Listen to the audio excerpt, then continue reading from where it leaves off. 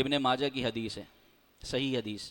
حضرت عبداللہ بن سلام رضی اللہ تعالیٰ عنہ کہتے ہیں، جو کہ یہودیوں کے بہت بڑے عالم تھے، فرماتے ہیں کہ جب اللہ کے آخری نبی صلی اللہ علیہ وسلم مدینہ منورہ تشریف لائے تو لوگ کام کاج چھوڑ کر جلدی جلدی آپ کو دیکھنے کے لیے آ رہے تھے کہ بھائی مسلمانوں کے نبی آ گئے۔ ہجوم کا ہجوم حضور علیہ السلام کی زیارت کے لیے آ رہا تھا، تو یہ کہتے ہیں میں بھی آ گیا۔ یہ خود یہودیوں کے بڑے عالم تھے۔ فرماتے ہیں فلما تبینت رأیت الخصائص الکبریٰ وجہ رسول اللہ صلی اللہ علیہ وسلم عرفت ان وجہہ لیس بوجہ کذاب۔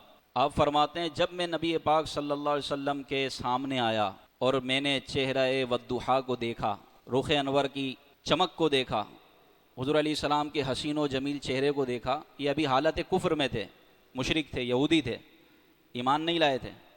کہتے لیکن جب میں سامنے آیا اور چہرہ والضحیٰ کو دیکھا، پیارے نبی کے پیارے پیارے حسین و جمیل چہرے کو دیکھا، چہرہ انور کی تابانی کو دیکھا، کہتے ہیں عرفتو، میں پہچان گیا، میں یہ جان گیا کہ یہ کسی جھوٹے کا چہرہ نہیں ہو سکتا، چہرہ ہی ایسا تھا، ایسا حسن و جمال۔ کہتے ہیں میں پہچان گیا کہ یہ کسی جھوٹے کا چہرہ نہیں ہو سکتا۔ پھر یہ کچھ دنوں بعد کلمہ پڑھ کر مسلمان ہو گئے، پھر یہ مسلمانوں کے بڑے عالم بنے، حضرت عبداللہ بن سلام۔ میرے آقا کا حسن و جمال ہی ایسا تھا، اللہ نے ایسا حسین و جمیل بنایا، سبحان اللہ۔